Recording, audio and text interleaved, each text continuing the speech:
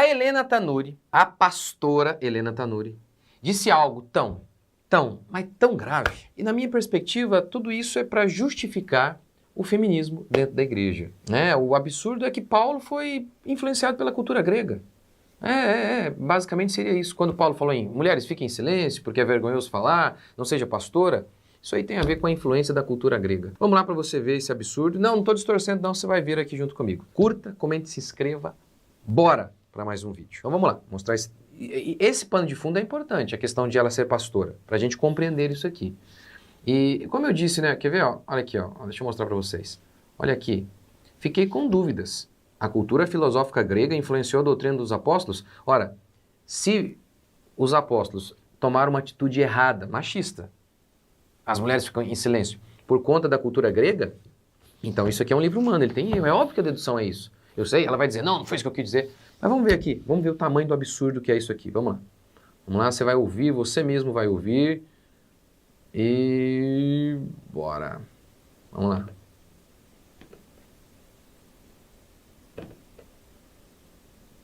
Eu sempre ficava uma pergunta na minha cabeça, Douglas.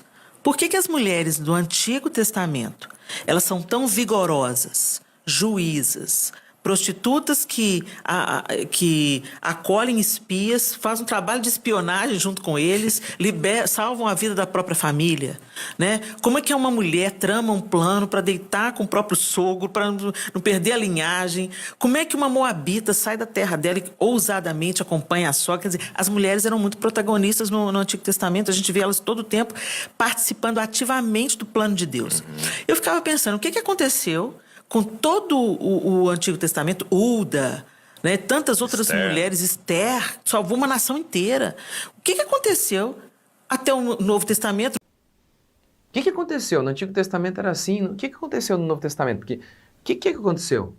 Ela vai explicar. O que aconteceu? O que é essa mudança aí no Novo Testamento? No Antigo Testamento, protagonistas, no Novo não mais. Fala dela, não estou distorcendo.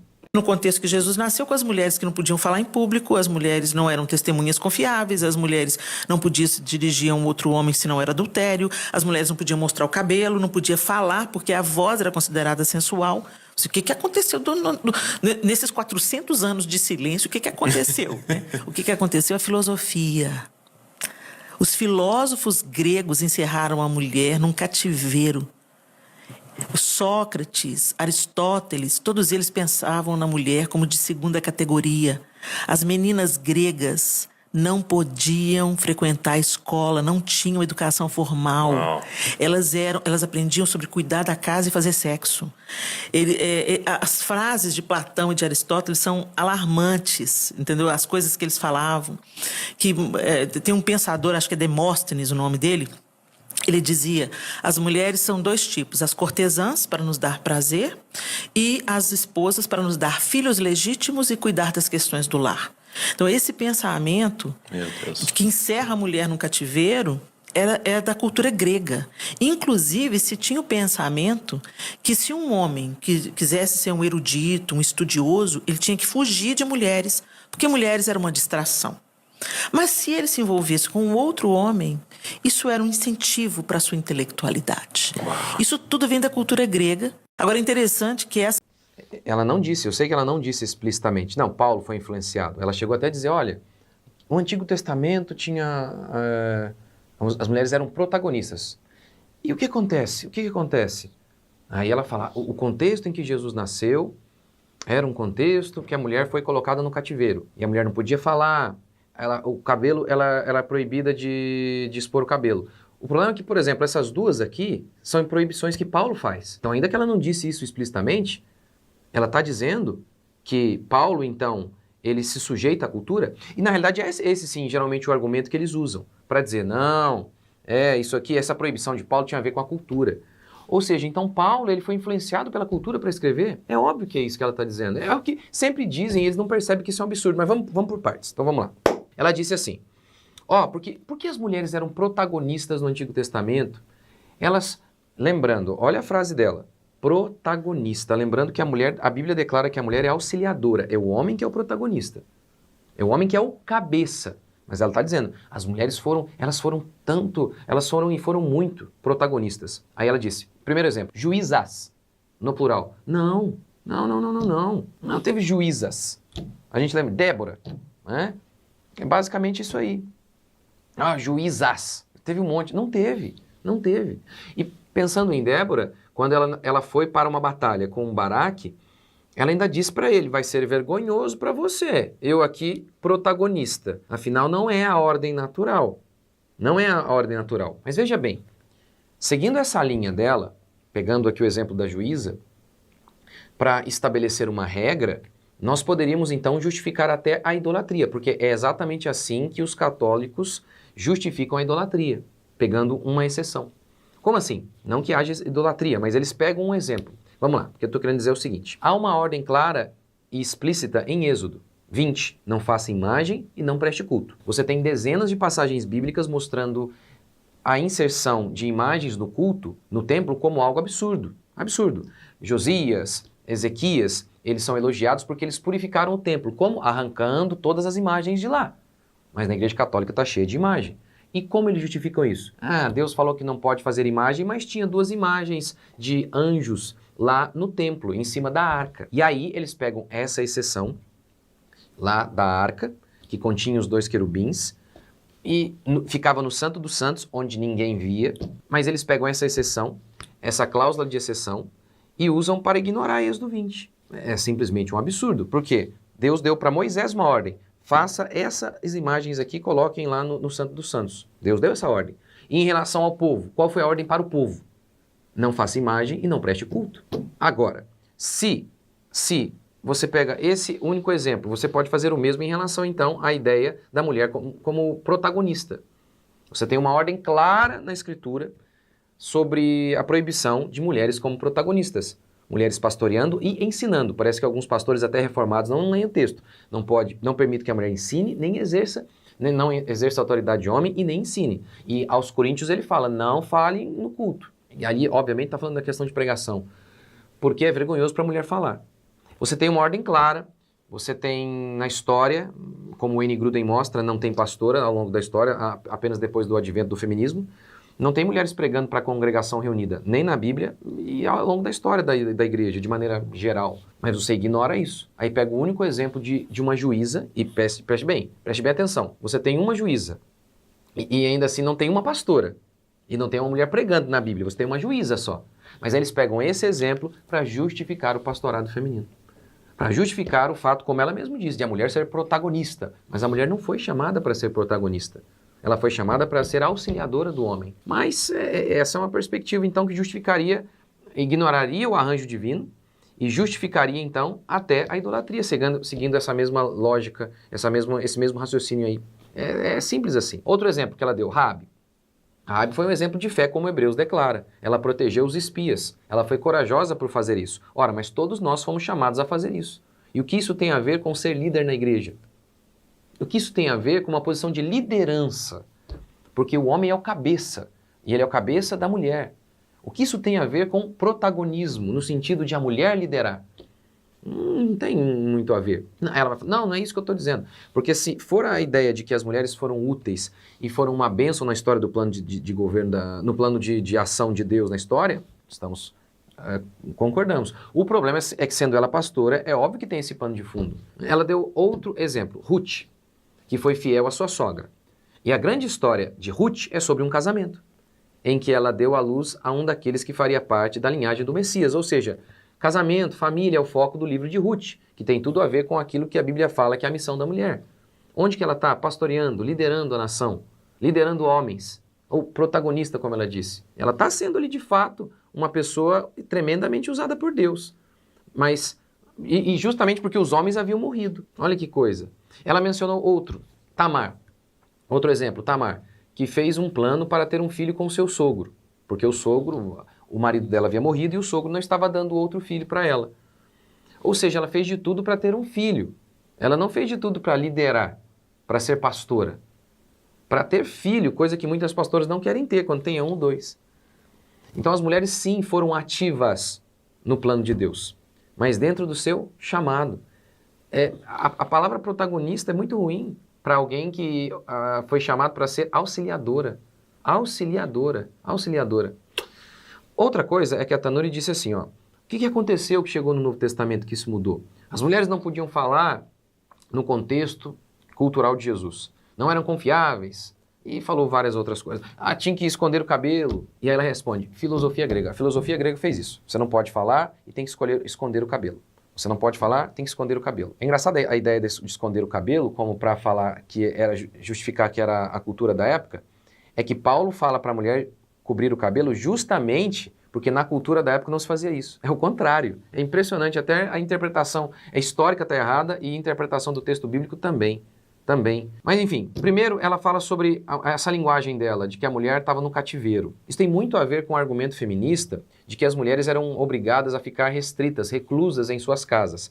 Por quê? Porque Xenofonte falou isso. Só que nós temos vários exemplos numa direção oposta. Vemos na literatura grega muitas mulheres fora de casa. Na mitologia, nos relatos épicos, por exemplo, Helena assiste aos seus maridos brigando e ela o faz dos muros da cidade. A mãe do Heitor e suas damas sobem ao muro para que assim possam ver o Heitor lutando contra Aquiles. Há relatos de gregas ajudando na lavoura, buscando água, trabalhando como parteiras, obras de arte. Nós vemos também nas obras de arte mulheres em várias atuações e sabemos também de sacerdotisas. Coisa que não havia em Israel. Não havia. Mas e as afirmações sobre os filósofos?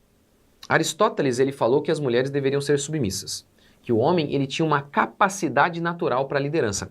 Muitas das coisas que o Aristóteles falou, ele falou e algumas ele acertou porque ele observou simplesmente o arranjo natural.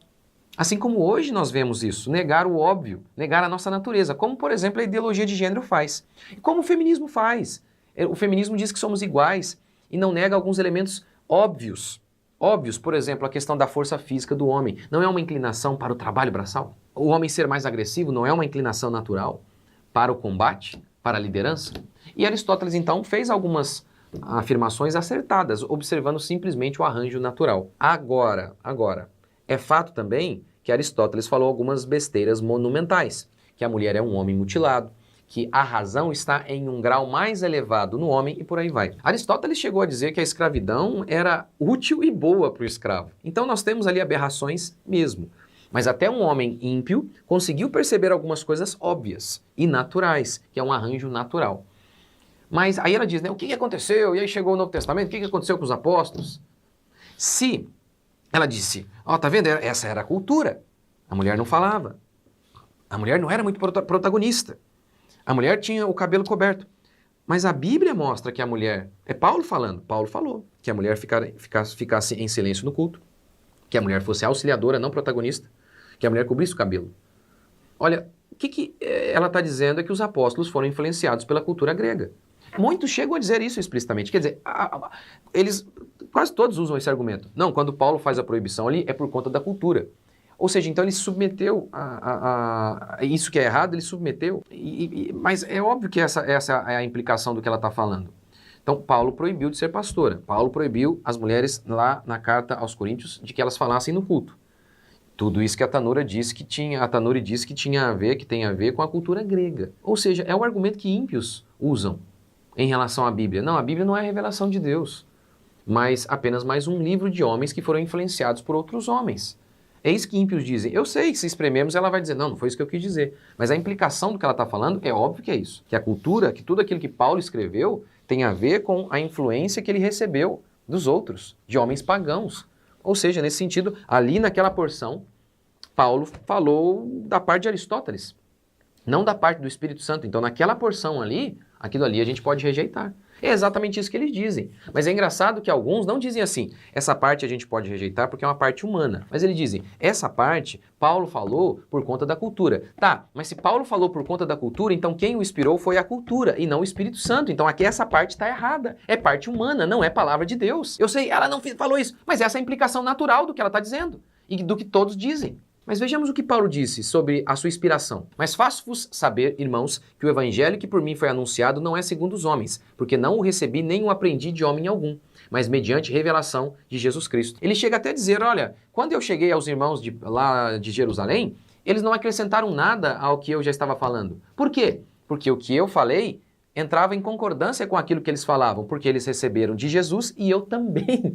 Eu estava separado deles. Mas está vendo a prova de que eu tive uma revelação de Cristo? Está vendo que Cristo falou comigo? Porque o que eu falava era a mesma coisa que eles falavam. A linguagem de Paulo na Bíblia é a linguagem de um homem que sabia que falava da parte de Deus. Por isso a expressão usada por ele tantas vezes é assim diz o Senhor, não assim diz Aristóteles.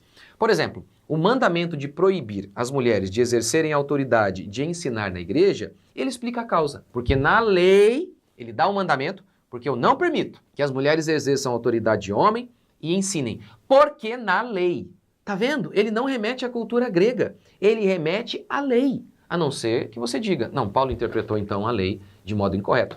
Significa então que aqui ele está errado. Se você falar que ele escreveu isso aqui inspirado em Aristóteles, então essa parte aqui é Aristóteles, não é palavra de Deus. Então essa parte aqui é humana. Então os liberais estão corretos. A Bíblia tem erros. A Bíblia é um livro de homens. Essa é a dedução lógica. Agora, se você interpretar, não, Paulo interpretou errado. Ele está dizendo aqui que era a lei que dizia isso. Mas não, Paulo está errado. Então o livro está errado também. Não importa o que você diga. Você tem que, para justificar o pastorado feminino, ser liberal. Ser liberal, que é a crença de que a Bíblia tem erro. Tá vendo? Para justificar o próprio erro, vale até dizer que Paulo foi influenciado pelo mundo grego. Não, pastoras. Paulo não foi influenciado pela cultura da época. Vocês é que foram. Mas como não querem admitir o erro e renunciar à sua rebeldia, preferem até chegar ao ponto de dizer que a Bíblia é um livro humano.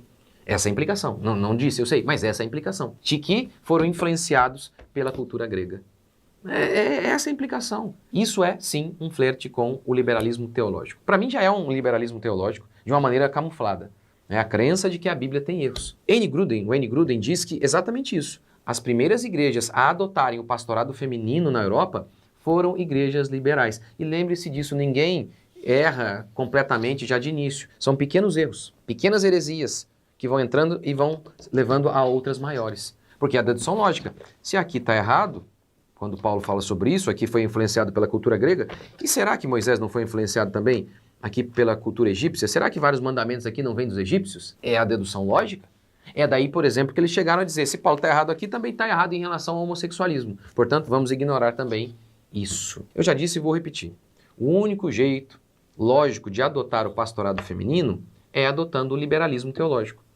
É possível, no começo, dizer que a Bíblia não tem erro e apoiar o pastorado feminino. Você chega e fala, essa passagem em que Paulo proíbe o pastorado feminino é palavra de Deus, está certa.